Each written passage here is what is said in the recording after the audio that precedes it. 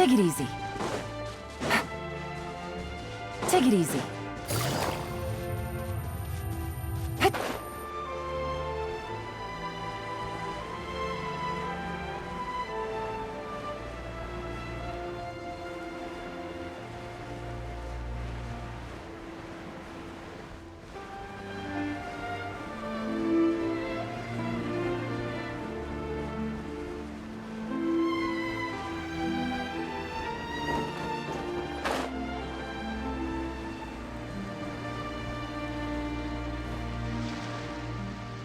So, are these the ruins the knave was talking about? Whoa, talk about old. They seem to be pretty ancient, all right. Let's go in and have a look. Just be careful.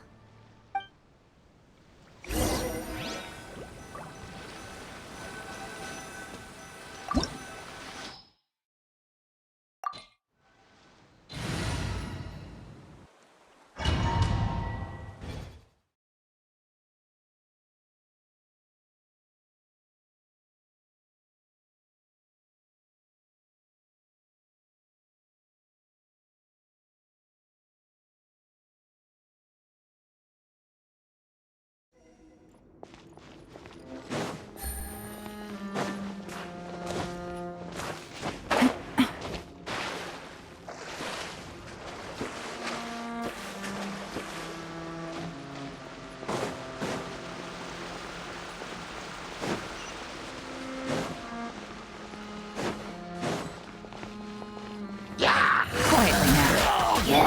Nice and spicy. Freeze! Game's up. Time's over. Cool it! Try not to enjoy this too much.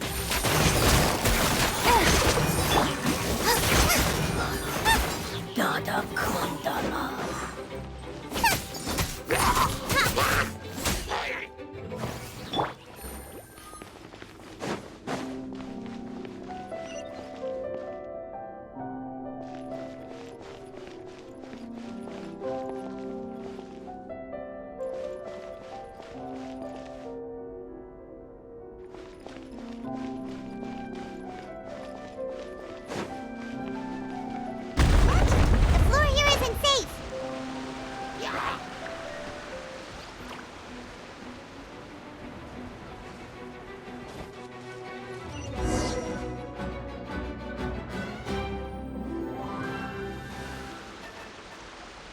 This place has also been contaminated by primordial seawater. Yeah. And a lot of it, too. A Fontainian would most likely dissolve the moment they fell in. Right! You can't go down if there's primordial seawater. It's too dangerous, and it won't be any help for you to just stay here. Don't get by my wrong. We're not saying you're useless. It's just that... No, you're right. I can't do anything in this situation. I'll leave this to you.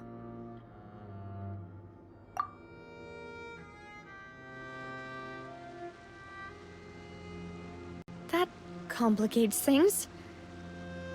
Maybe the only way left is forward.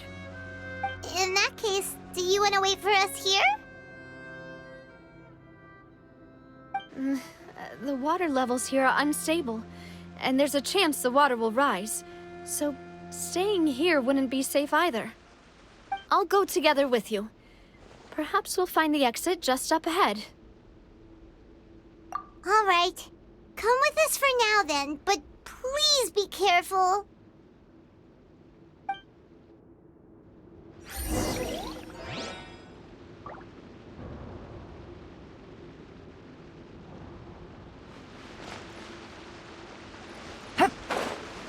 Oh no, it's a dead end! Let's try climbing over from the side.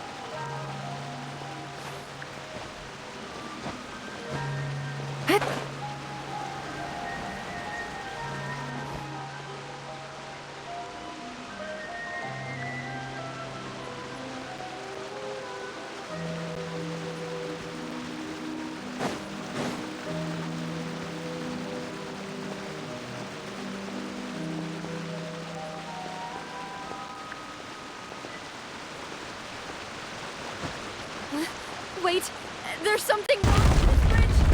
Run for it!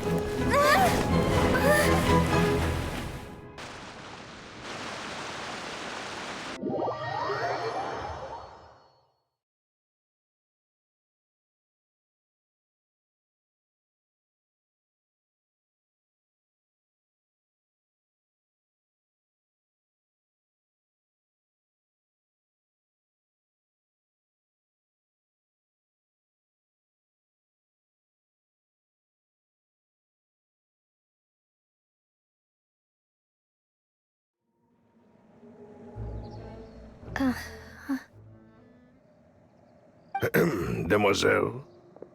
Huh? Demoiselle, what are you doing here by yourself? Would you be standing here till dark if I hadn't come to get you?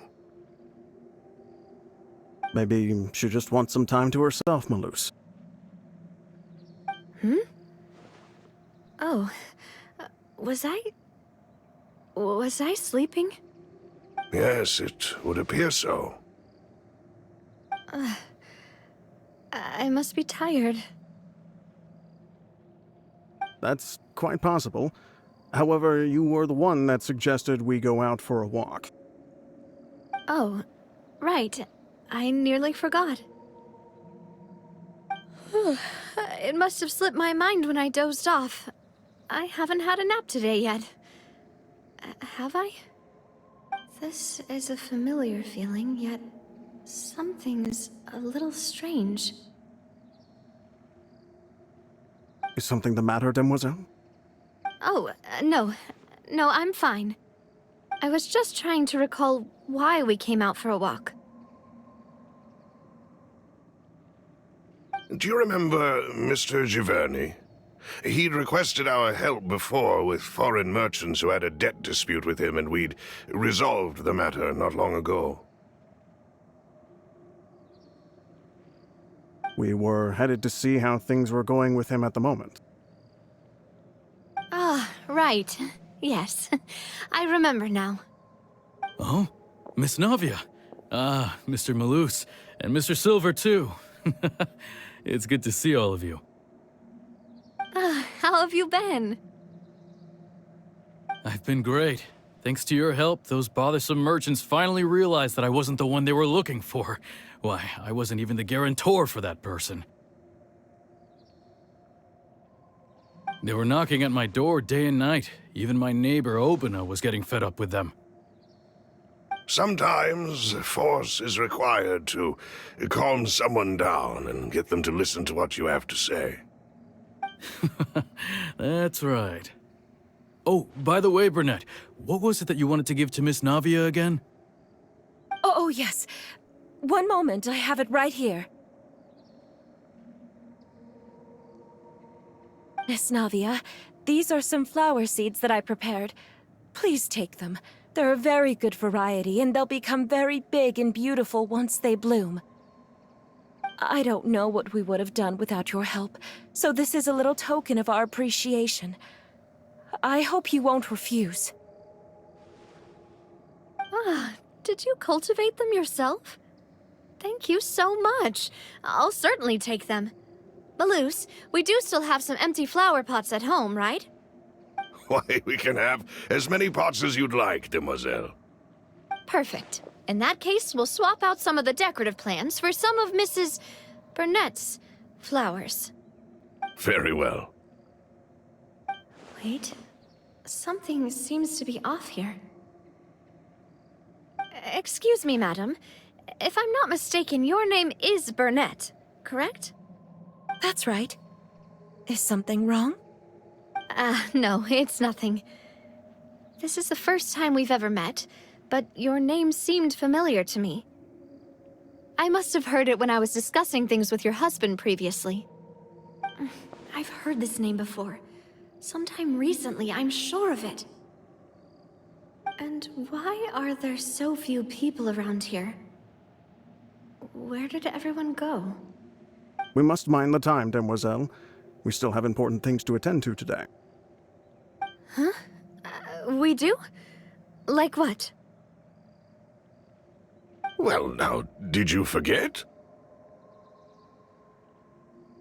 Miss Navia, here you are. I've been looking for you. Please, come to the Opera House. Your trial is about to begin. My trial? Wait, why would I need to go to the Opera House? Yes, she's right, demoiselle. It's just about time now, so we should get going. Oh? All right then.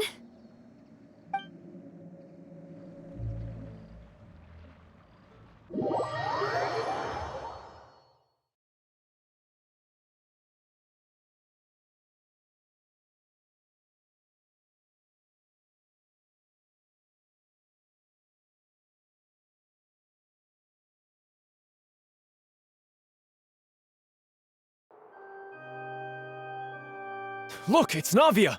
She's here! And her two attendants are with her. Goodness, everyone's finally here. There sure are a lot of people here to see the trial.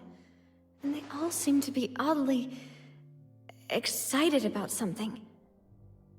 I even know some of these people. Karina, Desiree, Joyville, Jolien, Essen. Why are so many people here? And why do I have no recollection of this case? And as for the judge... huh? Where's Monsieur Neuvillette? Please sit in the defendant's seat. Don't worry, Silver and I shall accompany you. All right. But are you sure you can stand behind me? Typically, it wouldn't be allowed, but today is an exception.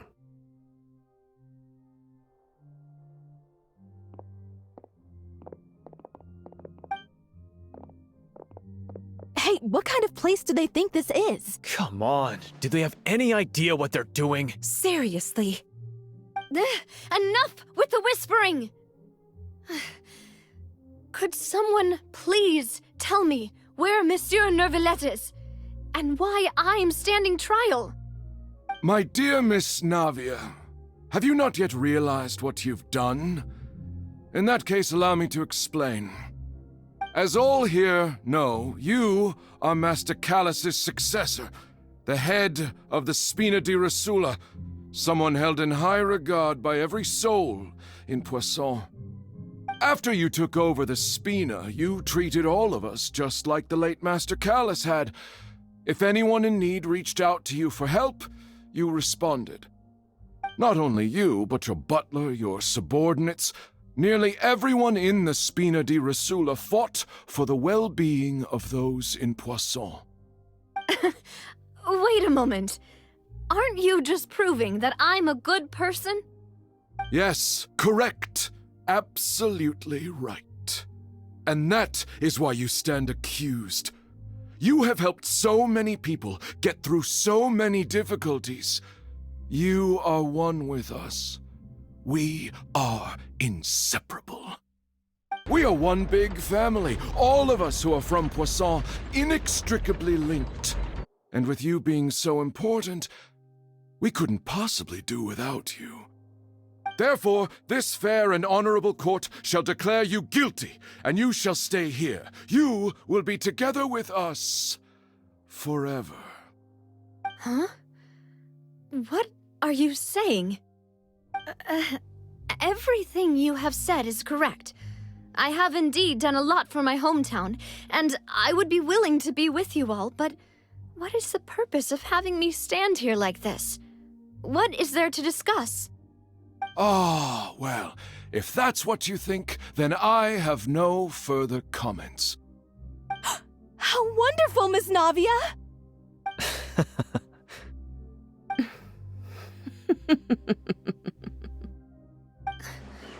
I know all these people. Why are they laughing?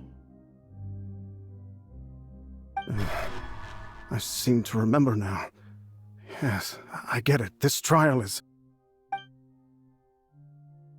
Wait just a moment. This isn't right! Malus? What was that, Mr. Malus? Our conclusion is very clear and unanimous. Let the court judge her now. She's guilty! Stay here, Navia! You're one of us! Demoiselle, don't admit guilt. This trial means to keep you here forever. I wish to exercise my right to defend Our Lady. Mr. Joinville, you only know of Navia's goodness, but nothing of her utterly independent mind. She was born a free and independent spirit. She has never been tied down by anything. Indeed, even the death of Master Callus couldn't stop her. Her actions cannot serve as proof that she identifies herself as part of any group. She merely acted as an individual, extending her hand to help others. Please do not mistake her actions as being otherwise. Really?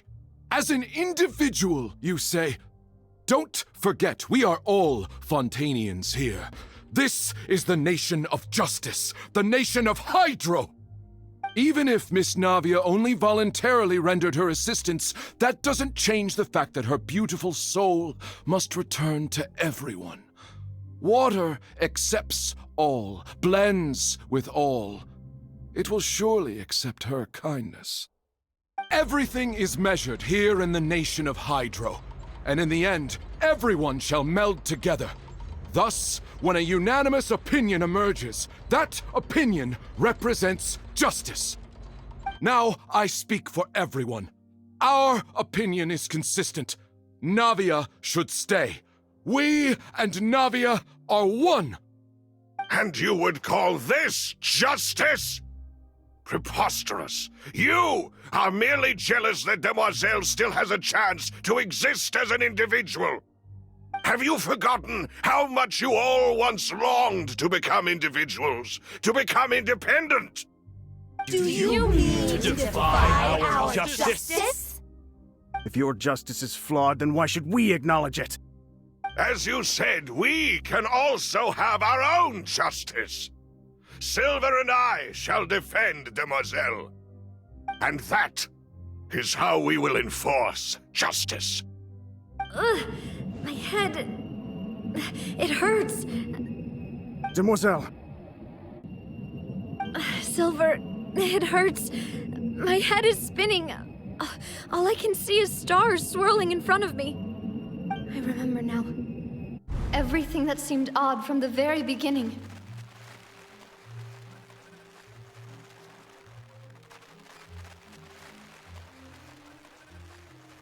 Karina, Desiree, Joyville, Jolien, Essen, and Mr. Giverny and Mrs. Burnett, who we met earlier. Even Malus and Silver. I don't want to admit it, but they're all dead. Don't be afraid, and don't admit guilt. We will protect you to the very end. Absurd! Who are you to say that she cannot be judged? We are the majority, and in the nation of trials, the majority is absolute justice. We are the will of all. Don't let them escape! We shall keep Navia here with us! Mr. Malus and Mr. Silver, must you be so stubborn? How could the two of you possibly hope to stand against the collective? Do not resist. This judgment is fair and just. Navia belongs to us. After all that happened, she should not be left alone in Poisson. What are you saying? No more excuses! He says we're jealous. Jealous? How could she possibly be an independent individual? What's with these people? Who's jealous of her? She belongs to us! Miss Navia, she... Silence! That's...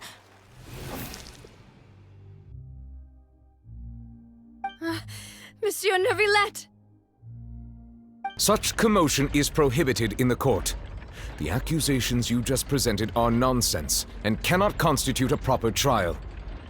The court will adjourn for the rest of the day. In this, I shall hear no objections from any unauthorized party. Our thanks, Monsieur Neuvillette. Please leave with me, Miss Navia, while there is still time. But... Go on now, demoiselle. This is your only chance to leave this place. What, can't bear to leave us behind or something? Malus. My apologies. I couldn't resist making one little joke once I realized that this shall be our last goodbye. Malus... Silver... Quickly, you must come now! Goodbye, demoiselle. Farewell.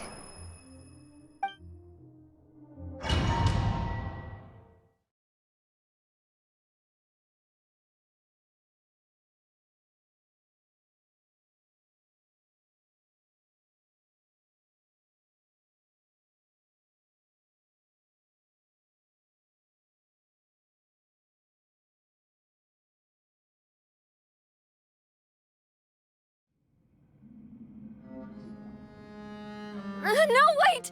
Just a second! Navia? You're awake. Good.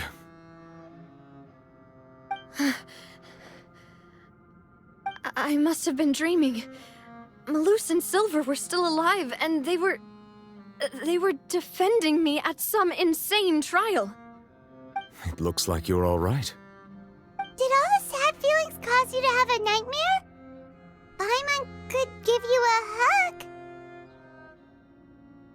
The ruins you were exploring suffered a cave-in. When I arrived, I found you falling toward the water. You were just about to be dissolved within, but I...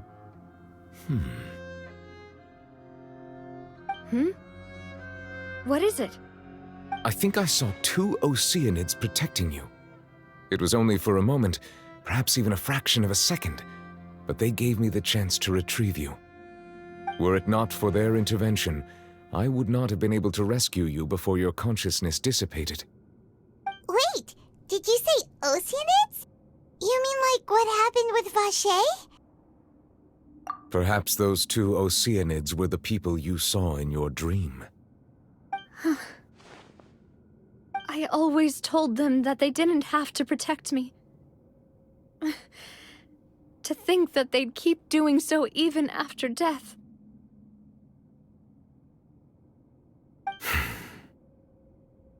Please come with me.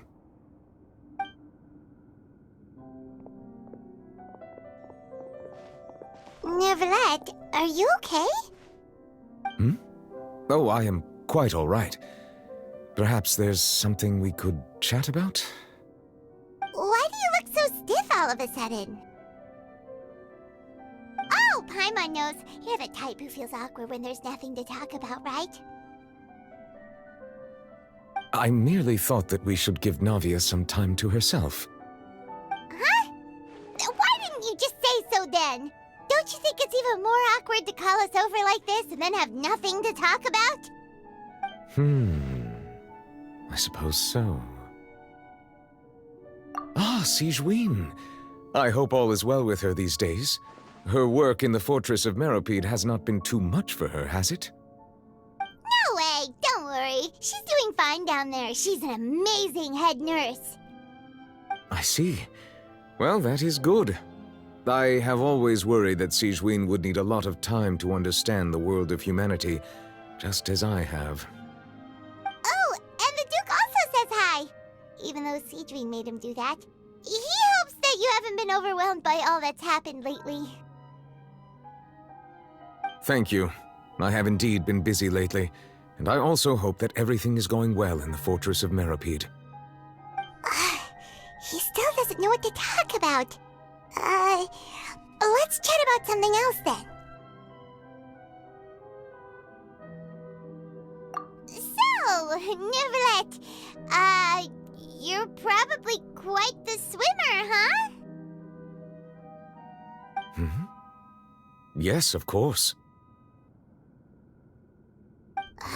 This isn't going anywhere. Let's try something else. How did you find these ruins? Did the knave tell you? Yes, in fact. I had arranged to meet you in Poisson, but when I arrived, I discovered that the Fatui were helping the residents evacuate. They had even transported a large quantity of supplies to the area. Amid my astonishment, I ran into the knave, and we had a chat. She informed me that she had asked you to investigate the ancient ruins here. Yeah, we originally planned to meet up with you, but we thought you might still be busy with all those official documents. We didn't think exploring the ruins would take very long, and who would have thought you'd wrap things up so quickly?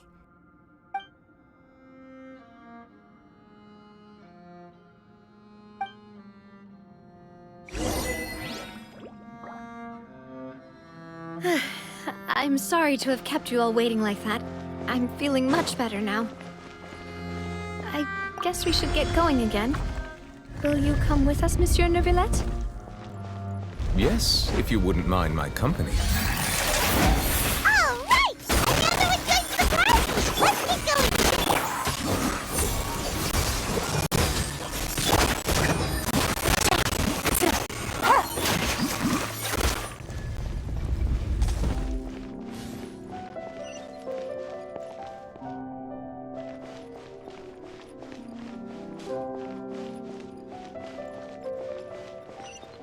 Oh no, another unstable path. Watch your step.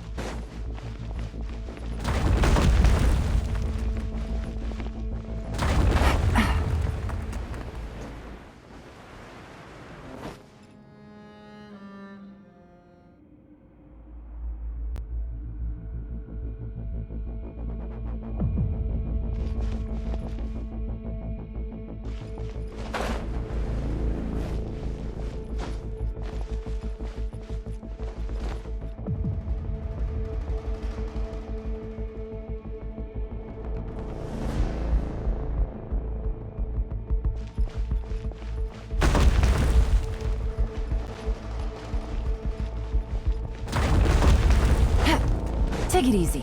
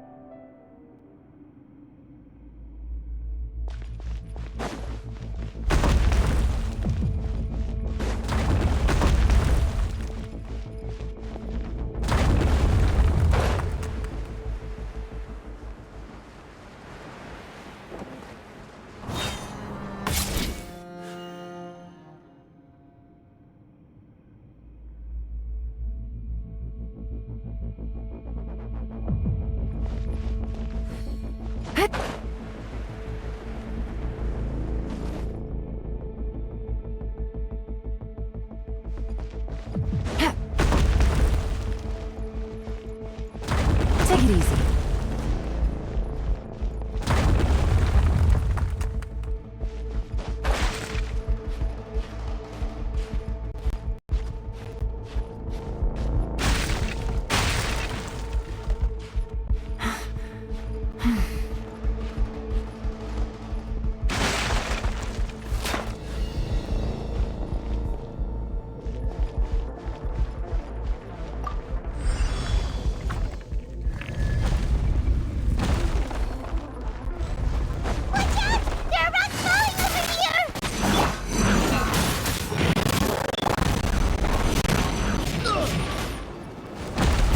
Dodge this!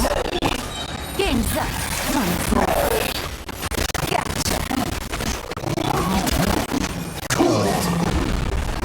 So sorry.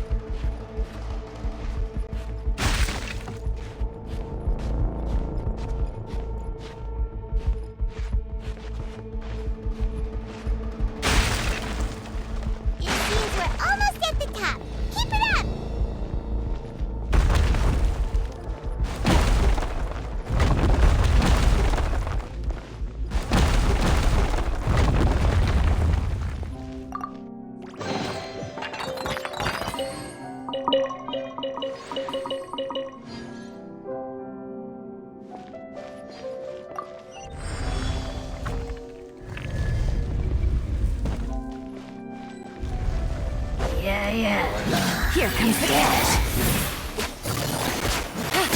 Boba, get them!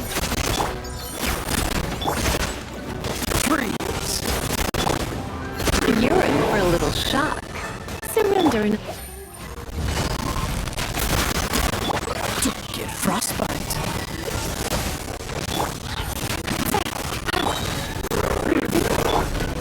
Things are about to get dicey. Quietly now.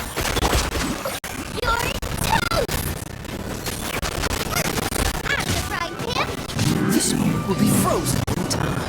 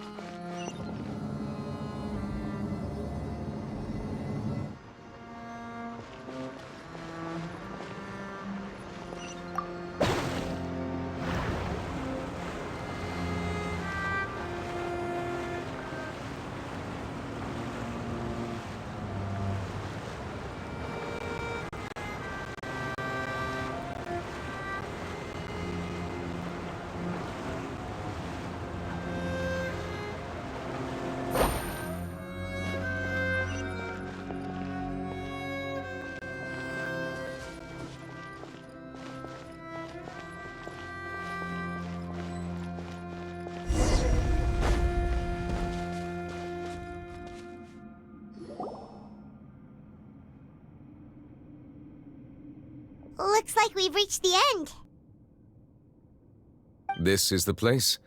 There should not be any other hidden spaces in the vicinity. The path sure had some twists and turns, but it turns out that this place isn't actually that big.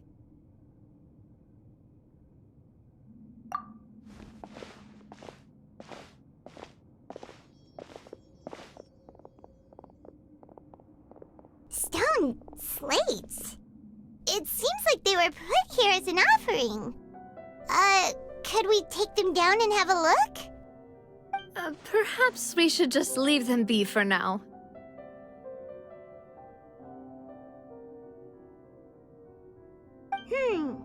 There are 4 locations in total, but only 3 stone slates.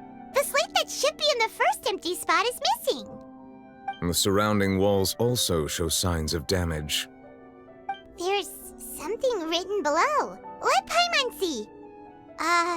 Reason dictates that this nation be destroyed. I shall record the history of its future here in its past. Say what? It feels like someone left these slates and these words here for a purpose. But does he mean that Fontaine should be destroyed? That would fit the circumstances dictated by the prophecy, yes. Indeed, the slate's contents correspond to it. Take the second slate, for example. There's a person kneeling here. She seems so dedicated. And there's a whole bunch of other people behind her doing the same. She's facing this... what is this? Some kind of island in the sky? And is that Lady Farina in the third image? Did the Hydro Archon fall into the water? And is that a ring of people around her? Paimon doesn't quite get it. Are they all in the water? The fourth image. I know this one. This exactly matches the content of the prophecy. The people will all be dissolved into the waters, and only the Hydro Archon will remain, weeping on her throne.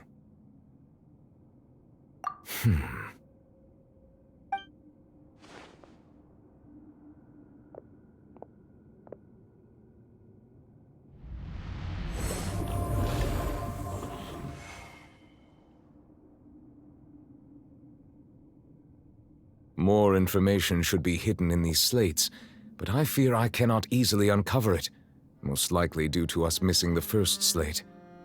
I am very sorry. Don't blame yourself, Monsieur Neuvillette. Deciphering ancient stone slates isn't one of your duties. Ooh, Paimon's getting the chills just looking at these slates. This says that it's the history of the future, right? That means the prophecy's sure to come true. I really hope it doesn't mean that. Still, Paimon feels like these images are kind of weird when you look at them together.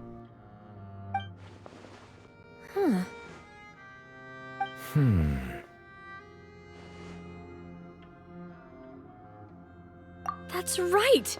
If the images are in chronological order, shouldn't the fourth, the waters drowning Fontaine, come before the third, where the Hydro Archon herself falls into the water? And yet the order is reversed here.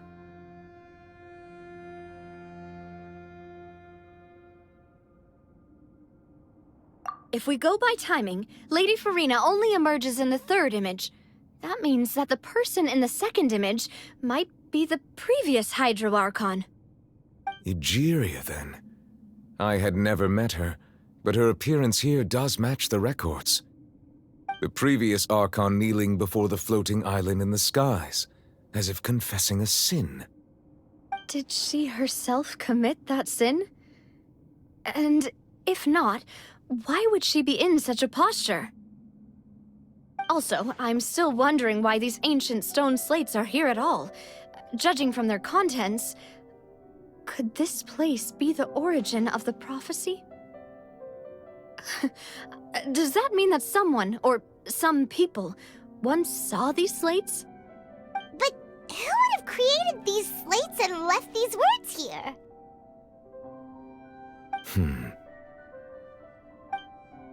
It seems that any further clues will have to come from Farina. In that case, there's no time to lose. There's nothing else to be gained here, so let's head back first. Yeah, we better get somewhere safe for now.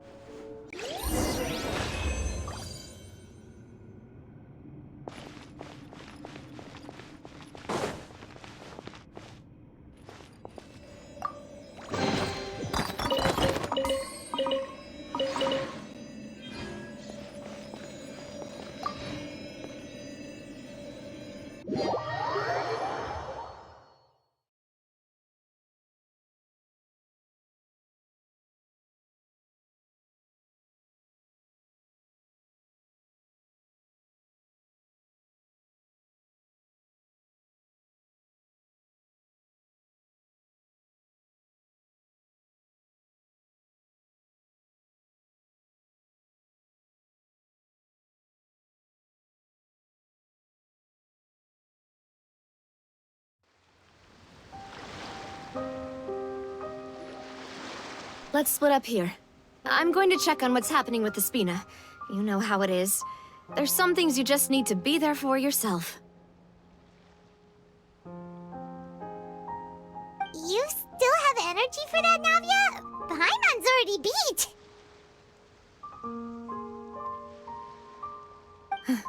Just head back to the Fluvsandra and have a rest then. Thanks for keeping me company all this time. I'll depart as well. Thanks for your hard work today. Rest well, everyone. Traveler, I will go talk to Farina tomorrow morning to ask about the stone slates. I'm sure that you're concerned about this matter as well. If you have time, drop by my office. I will share the results of our discussion with you. Are you really gonna talk to her about this directly? Will that be a problem? Paimon's getting a little scared now that it's come to this. She has long been harboring secrets, and will not give them up easily, which makes it all the more my duty to ensure that she understands the present situation. Alright, we'll leave it in your hands then. You're probably the best person to talk to her anyway. I will be carefully considering my words tonight. Traveler, Paimon, our safe house at the Fluvsandra is always open to you, as ever. So please don't think you're an imposition. All right. I'll be on my way then.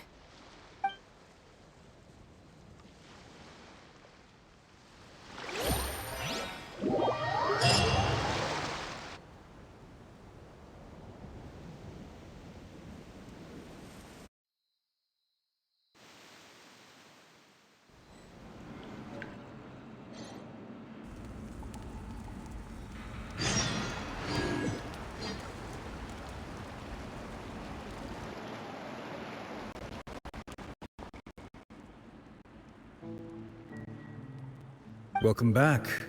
We've got a special menu prepared for you two tonight. Yay! And there's good food too! Navi, no, the boss is the best. Ooh, desserts! Nice, these are all Paimon's! Paimon's already starting to forget what happened today. Oh, that voice. Is that who I think it is? Huh? It's you two. What are you doing in Fontaine?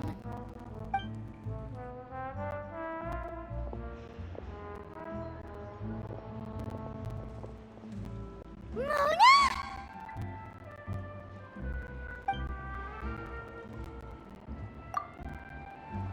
Seriously, nobody just uses a scry glass whenever they've got time to just see who they'll meet on the road. Still, we didn't expect to see you here. Wait, you're not a Fontainian, are you, Mona? Well, I have some business to attend to here, so I booked a hotel in the city. I was just out for a stroll when I bumped into you. Quite unexpectedly, if I might add. Why did you think I was from Fontaine, though? Is that because Magistus doesn't sound much like a Mondstatter surname? Yeah, let's go with that. Well, I used to have my own surname, which was, well, some other thing. Either way, the old hag told me when she took me as her disciple that the first step to being a great astrologist's pupil was to change that name. There was nothing for it, really. She really is amazing at astrology, so I changed my name to what it is now according to her wishes. To my surprise, however, Magistus is not the name of some ancient house or clan. It isn't? Nope. Although it is used by us in place of surnames, it generally just means great. Wow! Imagine including a boast in your name. Wait, are you gonna have to put that into your genealogy as well? I reckon so. In any case, I'd give my disciple a name like this as well, if I were to take one. Astromancer Barbeloth Trismegistus. Whoa, that's a long one. Does it also mean great or something? My name means Mona the Great Astrologist. As for the old hag, hers is, in plain speech, the thrice as great scholar of the stars. Just take it as a title specific to astrologists. Thrice as great? That's so petty. I know, right? That's just how she is. She used to call herself Magistus, actually, but when she took me in, she changed her name to Trismegistus. Talk about excessive. Magistus is thus the calling card of our school, so to speak, which makes it about the same as a surname. It's all right if you don't get it. You can look into it further should you need to study astrology more deeply. That sounds terrible! But anyway, you're not Fontainian, are you, Mona? You're from Mondstadt, right? Well, I was born in Mondstadt, yes. My parents migrated to Dorman Port, and I traveled with the old hag for a while, after which I settled down in Mondstadt City. Oh, that's a good thing then. At least we know you won't be dissolved by Fontaine's waters. Speaking of that, I'm sure you're aware that a bunch of things have happened here in Fontaine, right? I know you're not a local, but I'd avoid getting too close to any water that looks strange all the same. There's something ominous about it. Well, the water, I mean. That was the main reason, yes. Just a while back, the Steambird invited me to take part in a panel and speak about the circulation of the prophecy as an astrologist. The invitation was sent quite early on. I don't think anyone expected Fontaine to be in this much trouble. What do you make of that prophecy, Mona? Just tell us what you think as an astrologist. Your word would go a long way to make things more certain and less scary. What I can tell you is that I'm an astrologist, and that this prophecy concerns the fate of Fontaine, even that of Ultivat. Ascertaining this is akin to reading the fortune of the whole world. I'm afraid that this is not something that just anyone can do. If I could do it, you would no longer call me an astrologist, but a visionary. But on the flip side, the prophecy is so huge and powerful that it must surely come from a powerful visionary. Its contents involve the fate of the world. Disregarding it would be a mistake. A visionary? Sounds really powerful and all, but does such a person really exist? Of course. The old hag could do it, and I bet there are others amongst those Hex and Zirkel colleagues of hers who could do something similar. Huh? Are you sure? All right, I'll help you. It isn't often that I see you with such a serious look on your face. I'll tell you once I hear back from her. Thanks, Mona! You're amazing as always! Oh, well, this is something only I can do after all. So yes, your praises are quite welcome. That's the greatest of astrologists for you! Of all the people we know, you know the star's the best! Indeed, indeed. That's the spirit. Oh, sorry. I came to see what all the commotion was about. If there's anything you need, do not hesitate to inform the Spina di Rosula. Oh, whoops. Guess we were getting a little too carried away there. Well, I'll go tend to my own business now. If I receive any news, I'll be sure to come find you two again. And there she goes, quick as rushing water. And here we are with the Spina guy giving us suspicious looks. Right, but we were able to recruit Mona's help, didn't we? Our Fontainian friends will thank us someday.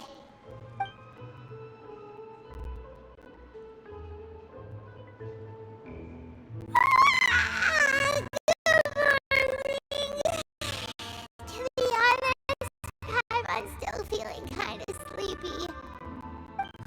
But it's time to get up, traveler. We agreed to go see Neuvillette, so let's pack it up and get going.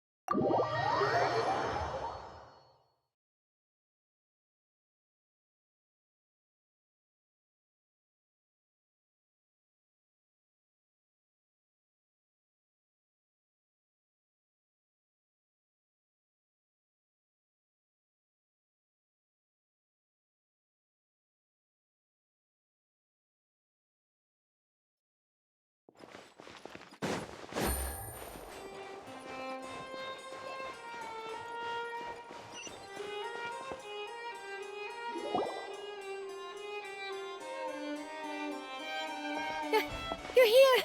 Finally! Is something wrong?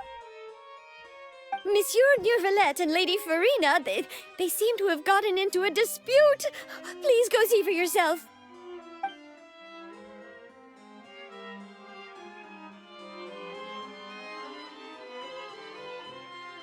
Like I said, I've already explained everything. And yet the problem has not been properly solved. There is little space for excuses between us. It is not my intention to offend you, but please, tell me where you stand. You are the Hydro Archon Focalor, are you not? Look at this. This is a list of the victims from the recent Poisson incident.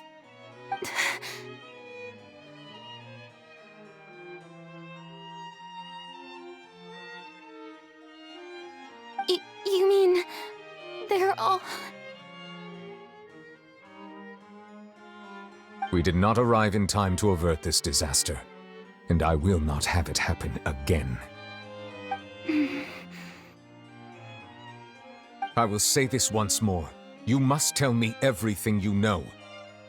Yesterday, I found 3 stone slates in some ancient ruins near Poisson. Do you know anything about those? Seriously? You're questioning me like this is a court case now. I don't know anything about that. But you found them in some ancient ruins, you say? That's correct, which is why I came to ask you some questions. There should have been 4 slates, but one of them was missing. The other 3 feature different images that seem to correlate to the prophecy. The prophecy? The second of these slates depicts the previous Hydro Archon Egeria kneeling before a floating island in the sky, as if confessing something. Do you know nothing of this either? I don't. I've never seen such slates. I'll ask you again. Do you really have no information regarding the previous Archon? My deciphering of the slates indicates that the Hydro Archon Egeria once had to confess to, or apologize for, a certain sin. If anyone would know about it, it should be you. All gods don't have the same secrets, you know. She was herself and I'm me. Is it really so strange that I know nothing?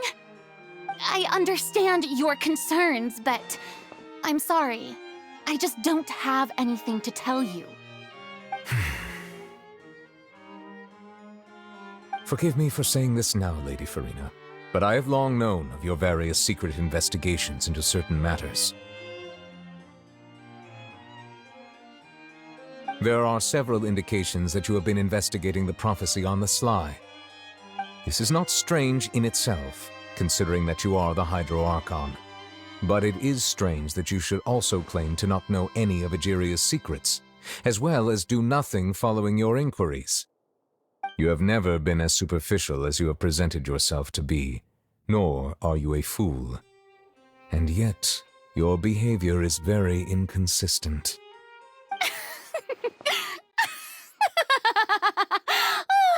So you've been watching me all this time, have you?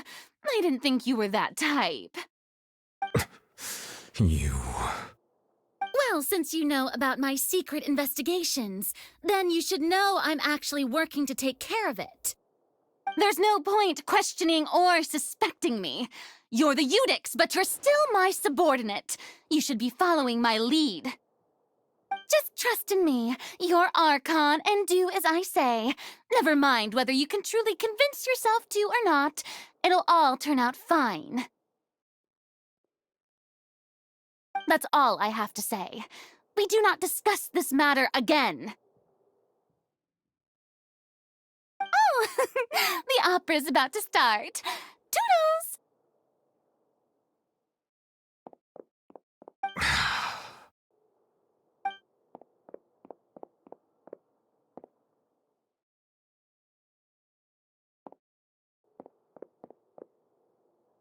Did Farina not notice us standing by the door? Wonder what's up with her. She was smiling. She didn't seem in the mood to care if we were listening in or not. I assume you've been outside for a while now? Oh, noticed. Seems Farina didn't even realize we were here. She was in a great panic, though I cannot discern the reason. Our discussion reached impasses time and again, a state of affairs that we cannot allow to continue. Still, I do not understand. Dialogue is the basis for understanding, so why did she keep refusing to engage?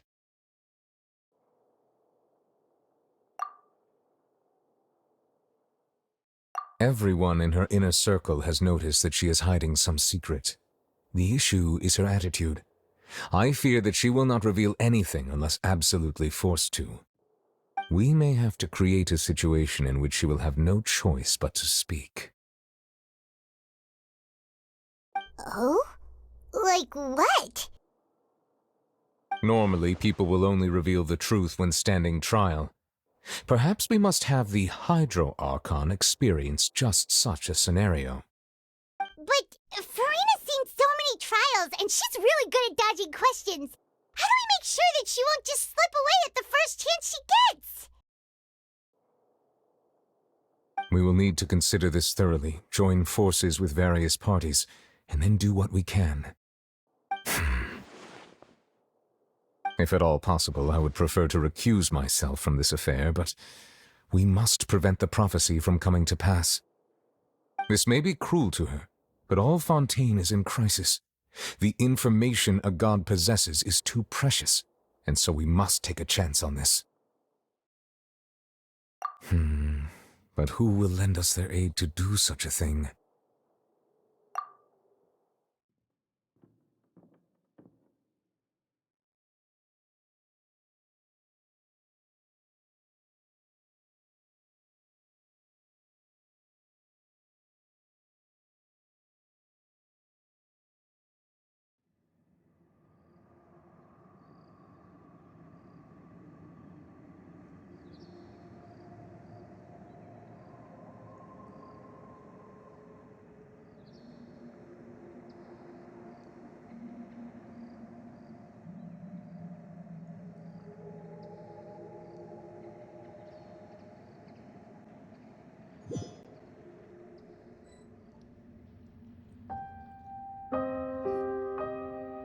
Well, that's everyone, huh? Speaking of which, it was pretty smart of you to think of hiding here. Poisson was just involved in a disaster, so it's presently devoid of people. That naturally makes it the best choice. And here you are drinking tea like it's the most natural thing in the world, huh? That's what families should do. Sit and enjoy a leisurely time together. It's nice to enjoy tea here, you know? Care for a cup? Lend me your ears, everyone. Or perhaps one of you might like to start us off. How about you, friend? Me? No, I don't think I can. Then, how about you, good sir? I fear that I will cause the mood on this boat to become as somber as it is in court. Well then, I guess we're lucky we've got a local like me to organize things. Wonderful, the spotlight at last. I guess I'll be facilitating things from here. That was a little long-winded, don't you think? Oh, you might be right. Anyway, to cut to the chase, our friend here, the Traveler, has brought us together to discuss something. As for what that is, well, let's start by saying that we'll be pooling our efforts together to create a series of traps. Oh, how intriguing. Well, it's just an expression, really. One that I just learned from Chlorand, and used on the spot. So, let's invite her to explain in detail. A round of applause, please.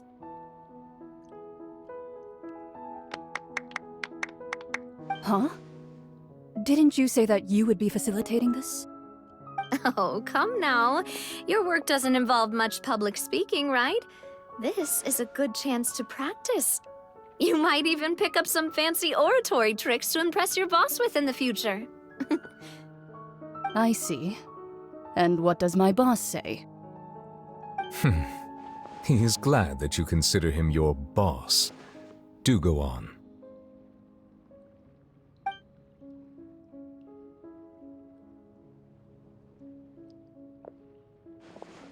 In that case, do any of you have experience hunting?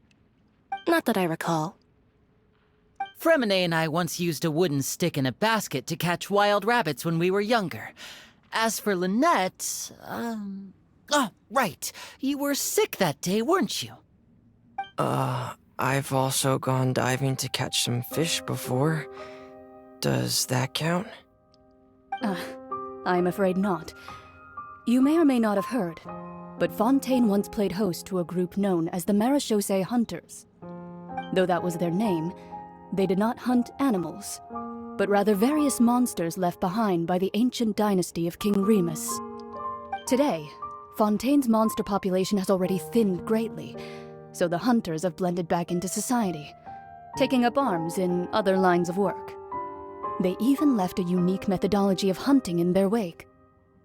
A trap comprises of the following components: bait, a trigger, and a containment device.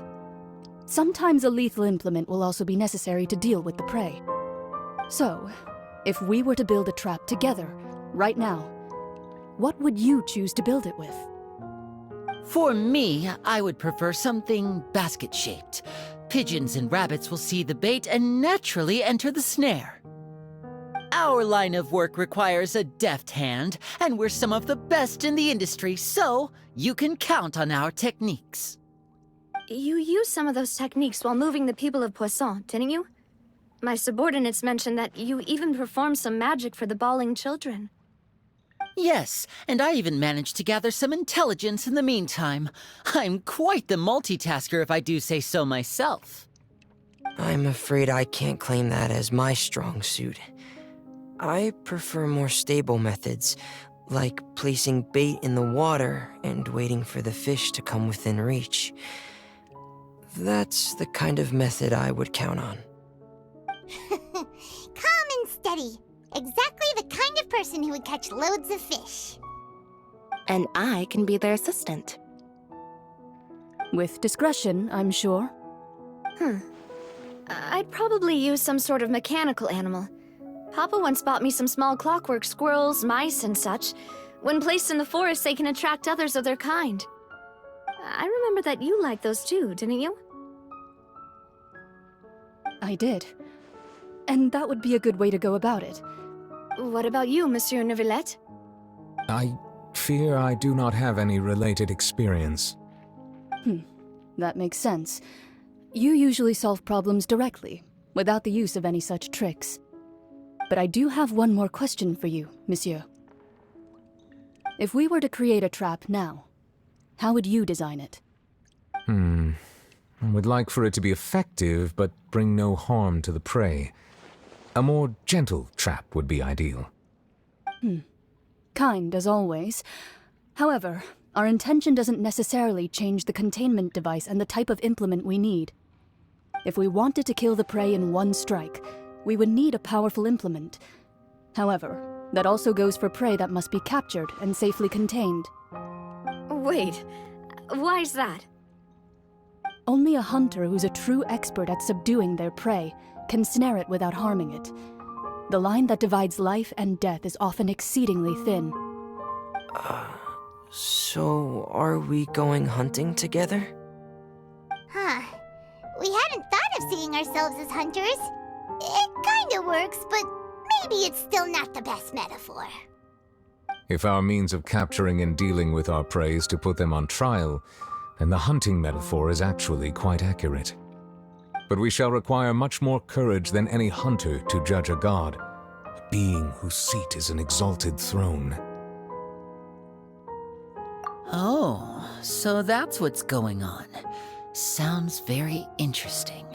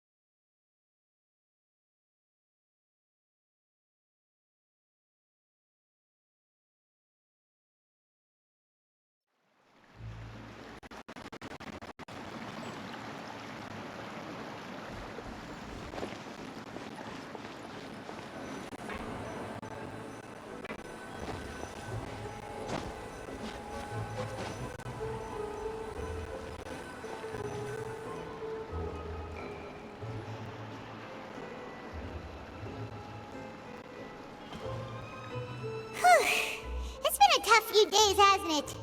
So much has been happening. Paimon didn't think the meetings would go on for so long, but everyone seemed pretty fired up, huh? Paimon thought they'd be at least a little frightened. Well, Fremine was, now that Paimon thinks about it, but everyone else just looked a little surprised. Well... It's hard to say. Paimon doesn't have any experience with this sort of thing. But with you around, Paimon sure will do great. After all, you're the most reliable person in the world, aren't you? Did you just pour some tea? Paimon didn't notice you doing that at all. Then what's that? Paimon's never seen that cup before.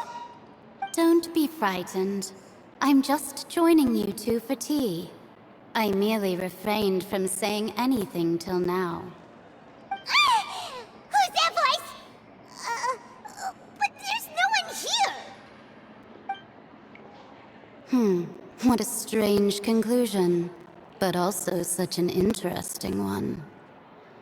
You two make such a fascinating combo, and yet even you feel confused. As such, I couldn't resist but come by for some tea and a chat. Consider me a passerby, just accepting a commission from my friend's disciple on a whim. Precisely. Call me N, a mage who wanders the world.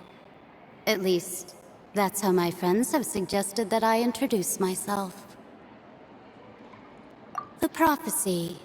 Yes, what has been prophesized will be fulfilled. You may view such things as the history of the future. What? Then is there any way we can stop it? People call such things fate, and it is written in the stars. It cannot so easily be altered. So you've caught on. Just as prophecies are usually only the future as seen from the perspectives of the gods, could things be happening in hidden corners where the gods' gaze does not fall? Are the things that you shall see different from the fate that the gods perceive? What is she talking about? It all sounds really impressive and important and stuff, but it also sounds kind of scary.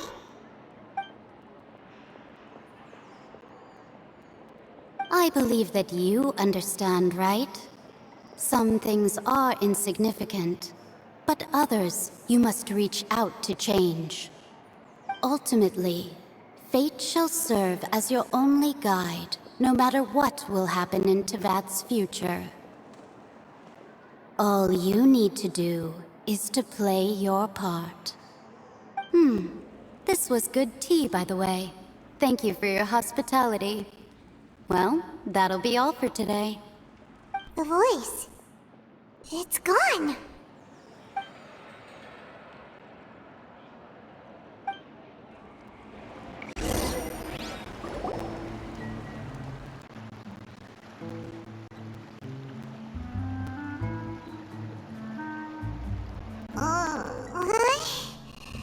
I want to hear someone talking.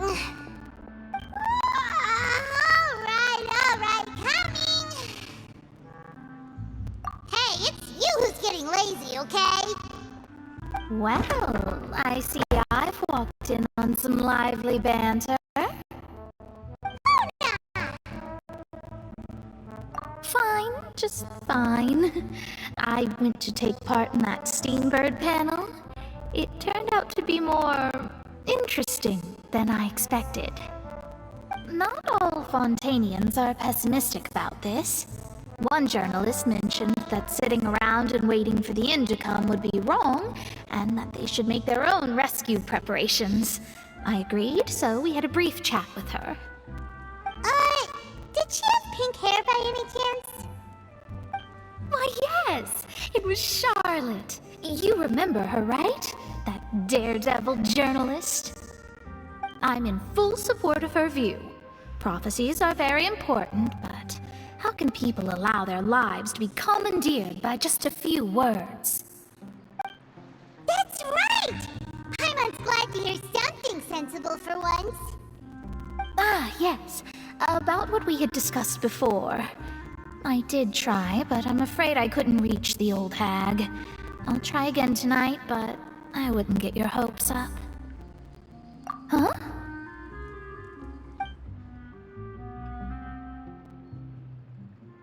Goodness gracious. Are you serious? She said that even the god's gaze has blind spots.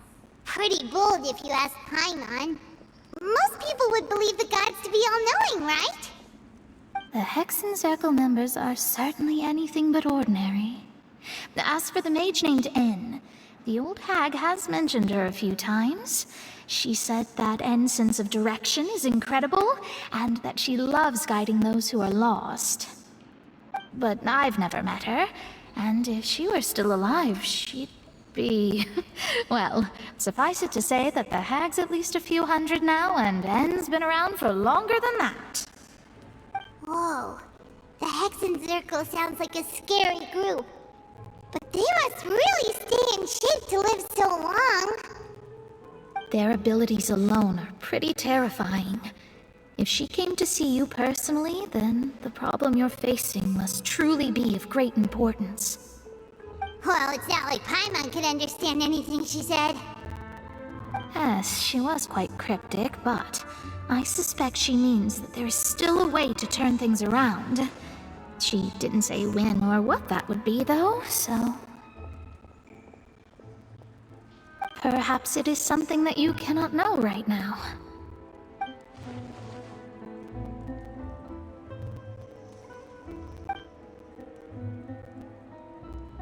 Traveler, Paimon, are you two all right? Oh, we're fine. We're just a little down right now. It kind of feels like the end is coming, you know? I see. I feel that same sense of desperation, too. I guess you could consider me someone who has often witnessed fate. So far as I have seen, it cannot be swayed. But even so, I still hope for, and believe in, miracles. Astrology is eternal and rational, but fate may not be. It is cruel, but it can also be beautiful. Perhaps that's what N was trying to tell you. Not to lose heart, and to believe that what you are seeing playing out before you is not yet set in stone. I did originally think of steering clear of all this, but I couldn't. Even if this is all futile, I still wish to help everyone. If we don't struggle to the last, then how can we face the end when it comes? Huh. You do have a point. There I go, talking about astrological principles again. Sorry about that. The moment I start talking about work-related stuff... I need to get going.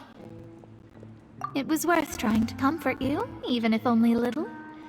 I believe that you'll help those who are struggling in the same way I did.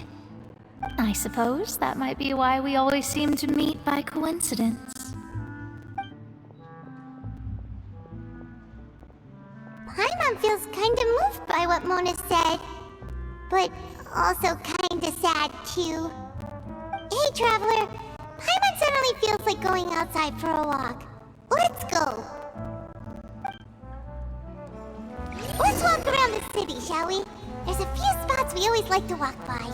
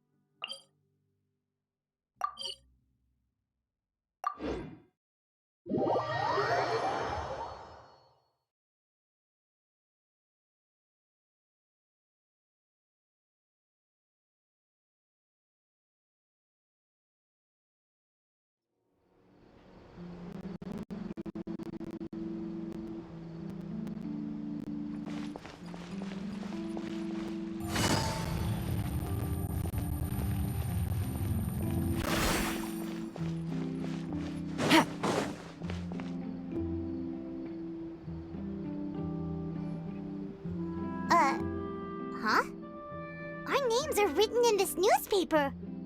What's going on? Let Paimon see! The underwater stronghold, the Fortress of Meripede, has continued in its noble autonomy, but that does not mean that others cannot interact with it. My recent attempts to enter the fortress bore little fruit. Huh. Guess Charlotte still hasn't given up on that. Thus, did an Outlander friend become the focus of this report? A blonde adventurer with their white fairy, legends trailing in their wake. It is said that this mysterious traveler once visited the underwater fortress. So while the fortress's interior remains a mystery behind closed doors, do not fear, for the tales of the traveler contain surprises in spades. Journalist Charlotte's biggest scoop yet, the Traveler's Trail, World Walker. Huh. Charlotte took so many awesome photos of us and we never even noticed her. She hasn't been able to get a hold of anything at the fortress, so since we're easier to find, she's using us as the subject matter instead? Ugh, seriously? Well, fine. Those headlines and photos do look cool, so Paimon will forgive her this time.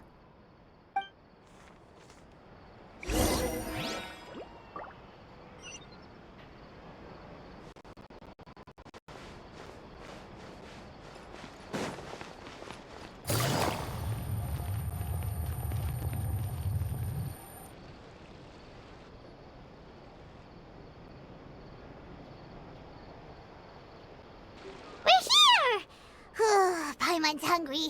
Should we go in and get something to eat?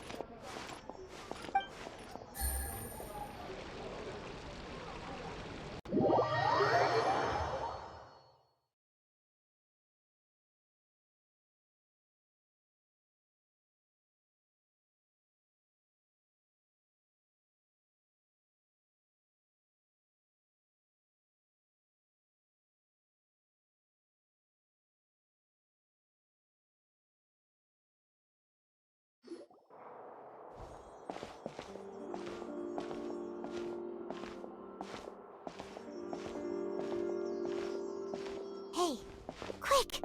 Look! That's the limited edition only 16 slices a day cake! It was so delicious the last time we tried it! Despite the tense situation we were in, let's give it another go! Paimon's sure it'll be great! 1 slice of cake, please. Someone showed up after all! Oh, wait, you're the one from the Palais Mermonia. Oh, are you here to buy cake too? It seems Monsieur Nervalette was right. You really can eat. Wait, did he really say something like that? That's right. Even he has his own preferences when it comes to food. As for me, I love the cake and coffee here. Do you come here often? Usually every day. Every day? It's part of my daily schedule, apart from work. I shall have my cake and coffee. Then what if someone told you one day that this place would be closing soon, and you wouldn't get to eat cake here anymore? What would you think? But why would it close? Well, Paimon doesn't know either, but maybe the waters will rise tomorrow. You know, like in the prophecy. Oh, the prophecy. To be honest, I haven't paid much attention to that. No, still, even if there'd be no more cake tomorrow, that wouldn't keep me from having some today. No, it's the same for eating in general. You might not be able to eat tomorrow, but if you can do so today, then you should carry on. That's what people call living, you know. Huh.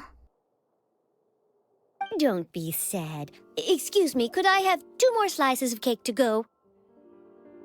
These 2 slices are for you. Sijuin said that this kind of expression you're making is what humans call being sad.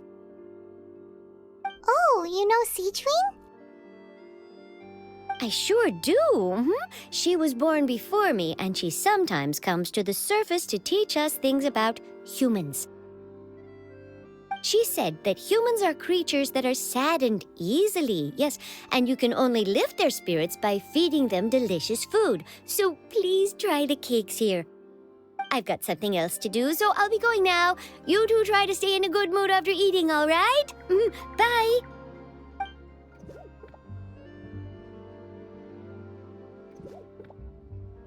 And there she goes. All right, let's dig in. I'm sure this cake will be delicious.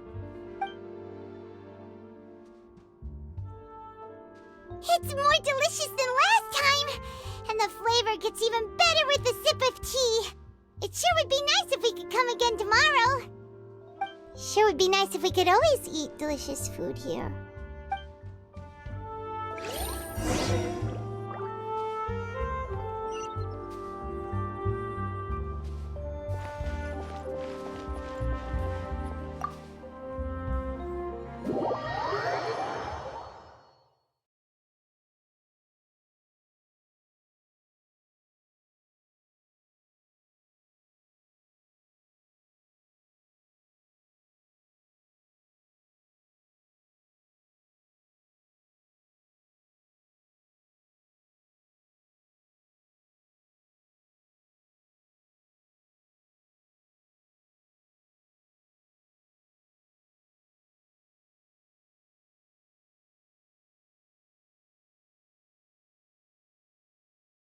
Oh, we're near the Seabird office.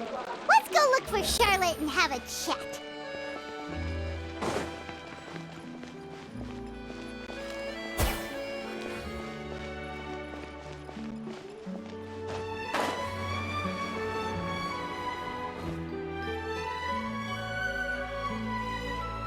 Wow!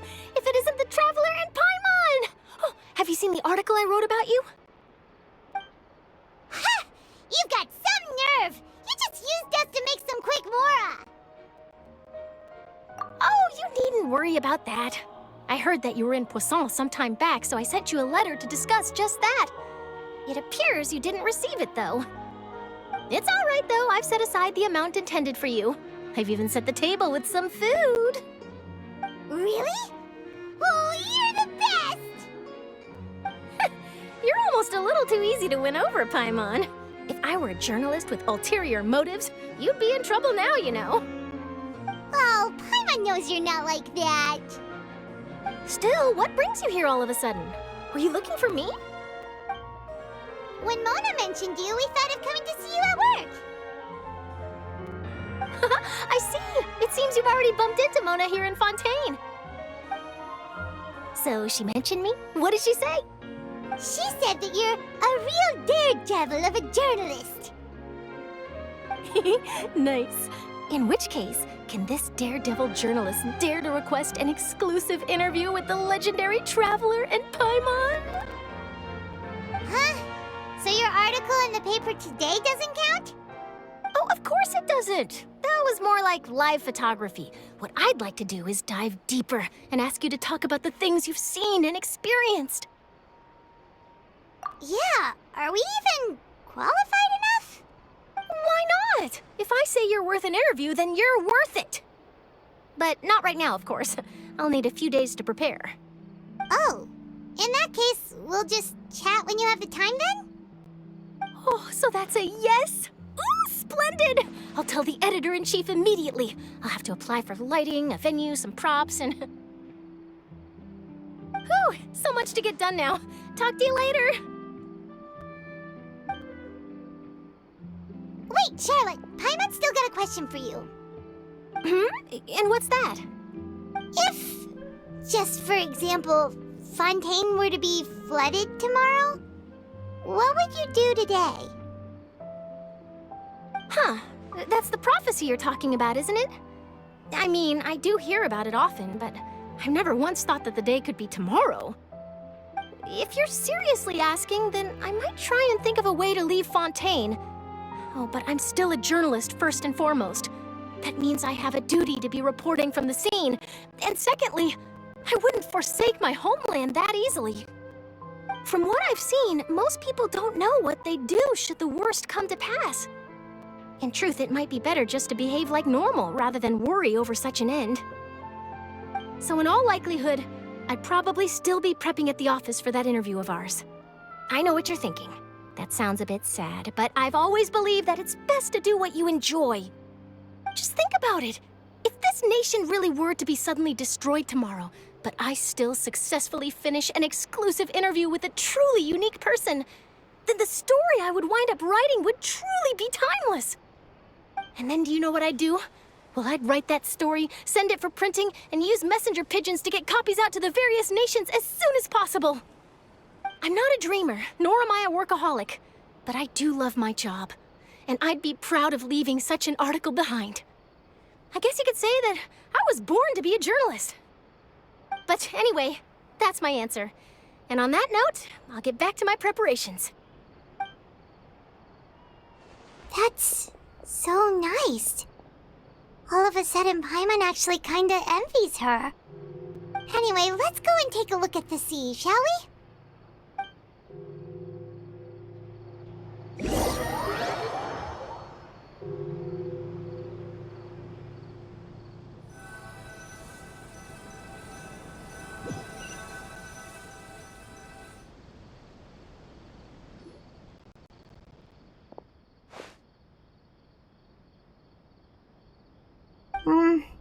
Paimon's been thinking.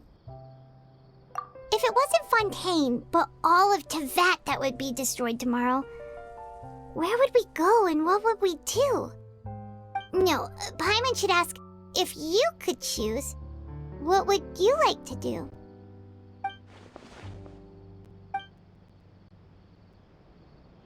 We've always been moving to the next destination, so we haven't spent much time thinking about these kinds of things. We didn't have to either, with us always being on the road and whatnot. You mean, still traveling? Huh. Wait, isn't that what we've always been doing?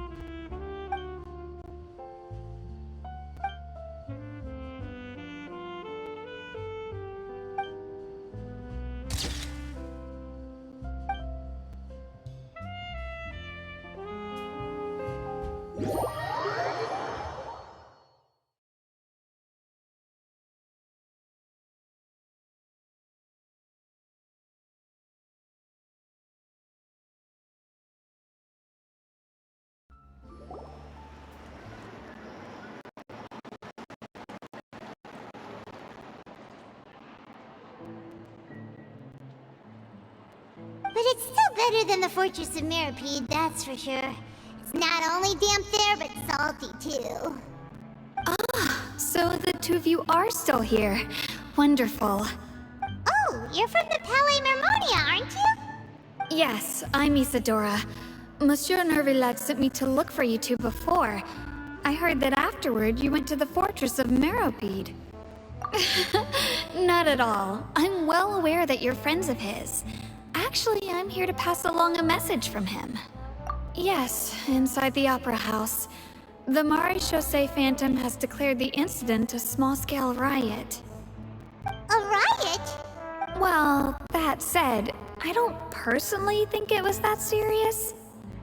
Lady Farina was watching a performance at the Opera House, and while she was resting during an intermission, some other audience members suddenly started harassing her, loudly accusing her of doing nothing about the prophecy crisis. And before she could respond, others started to join in. The crowd continued to grow, and protests against the Hydro Archon started to break out. So people have started to put the blame on Farina. Guess they finally found an outlet for the pressure they've been under due to the prophecy. I agree. People will naturally rely on gods, as is customary. But the moment people feel threatened, gods are also the first to be blamed. So what happened after that? Is Farina okay? Seeing that the situation was spiraling out of control and that further argument was pointless, she claimed that she'd gotten tired of this and left in a hurry. The Maréchaussée Phantom had their hands full maintaining order and did not catch where Lady Farina had gone. Only when things had stabilized did we realize that she had gone missing. So, you mean she's still missing? That's right. The Maréchaussée has dispatched many people to search for her, but we don't have any leads yet. That that said, I don't think there's much to worry about. She is a god, after all. Even if she were to fall into the hands of rioters, what could ordinary people do to her? Good. Monsieur Nervillet sent me to tell you about the situation, but he didn't say anything else. Don't worry, this is more than enough to go on. Thanks for keeping us informed. Ah, is that so? Well, all right then. In that case, you two take care. Up. Well, sounds like we should hurry over to Poisson then. If we know Farina, she won't try to fix things in this situation. Instead, she'll look for a place to wait out the heat. And as we also know, she may be loud and dramatic, but she doesn't have a heart of stone. When Nervillet was talking to her in the Palais Mermonia, and she heard about Poisson, she couldn't hide her sadness and remorse. It would be hard for her to ignore being accused by the public today. Paimon thinks Farina's probably taken the opportunity to slip away to Poisson and try to relieve the sense of guilt that she's feeling. Huh! Well, what do you think? Paimon knows the answer, of course, but Paimon can do the analysis to back it up, too. Cool, huh? In that case, there's not a moment to lose. Poisson, here we